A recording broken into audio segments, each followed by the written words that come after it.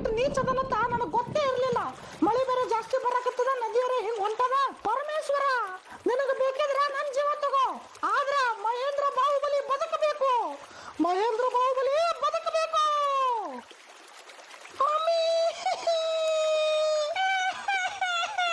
ಯಾವ್ದೋ ಕೂಸೊಳಗತ್ತದಲ್ಲ, ಹಾ ನೀರ ಬಿದ್ದದಲ್ಲೋ, ಹಂಗಾರ ಮಾಡಿ ತೆಗಿಬೇಕು ಮಾರಾಯ. ಸಂಗವ್ವ, ಈ ಕೂಸ ಅಲ್ಲಿ ನದ್ಯಾಗ ಸಿಕ್ತು.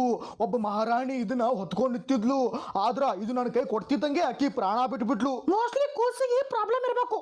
ನಾನೇ ಸಾಕೋತೀನಿ, ನನಗೂ ಹೆಂಗೂ ಮಕ್ಕಳಿಲ್ಲ, ಬರೋಬ್ಬರಿ ಆಗ್ತದೆಲ್ಲ. ಇನ್ನು ಮ್ಯಾಗಿಂದ ಎಲ್ಲಾರು ಇವನಿಗೆ ಶಿವ ಅಂತ ಕರೀರಿ. ಇವತ್ತು ಹೆಂಗಾರ ಮಾಡಿ ಮ್ಯಾಗ ಹೋಲೇಬೇಕು ನಾವ್ನ. ಏ ಶಿವ, ಇಲ್ಲೇನ್ ಮಾಡಕತ್ತಿ? ರೇಷನ್ ಅಕ್ಕಿ ಎಗ್ ರೈಸ್ ಮಾಡಿದ ಬಾ ತಿಲ್ಲಕತ್ತ. ಯವ್ವ, ನಾ ಮ್ಯಾಗ ಹೋಗಿ ಚಲೋ ಅಕ್ಕಿ ತಗೊಂಬರ್ತೀನತ್ತ ನೋಡಾಕತ್ತೀನಿ.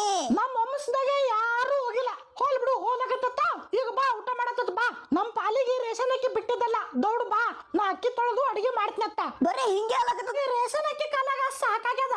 ಯವ್ವ, ನಾ ಬಂದು ಒಂದು ತಾಸಾಯ್ತು, ದೌಡ್ ಮಾಡ್ಕೊಂಬಾರ ಯವ್ವ, ಕಂಡಾಟ ಹೋಗ್ಯದ ನನಗ. ಹೂನಪ್ಪ, ಮಾಡ್ತೀನಿ. ಆದ್ರೆ ಏನ್ ಮಾಡುದು, ಬಾಳ ಹೊಲಸದಾವ ಇವು, ಸ್ವಚ್ಛ ಮಾಡ್ಬೇಕನ.